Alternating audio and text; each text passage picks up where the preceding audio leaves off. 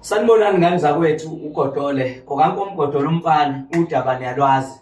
Cha ngani zakwethu la-ke ngingapha kukhona ubhuti uMancinza, kube khona ubhuti uMngomezulu be-Labour Desk.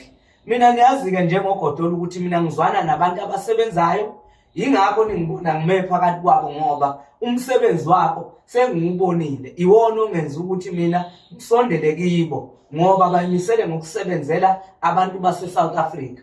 Njengoba basho ubaba uNcamalala ukuthi impilo zabantu ayishintshi. Nibonela ngeke ngichaze kakhulu umsebenzi kaMancinza nomsebenzi kaMngomezulu ngendlela abasiza ngakhona abantu. Yingakho-ke nami sengithola ngiphathi nendawo ngoba into engiyifunayo umuntu osebenzela abantu ukuthi impilo zabantu zishintshe. Yingakho-ke ningibona nginje i-Labour Desk le ngiphakathi nami. Sengizongibona nje isikhathi esiningi ngigijima nabo kuba ngifuna ukuthi usizwe bani umphakathi.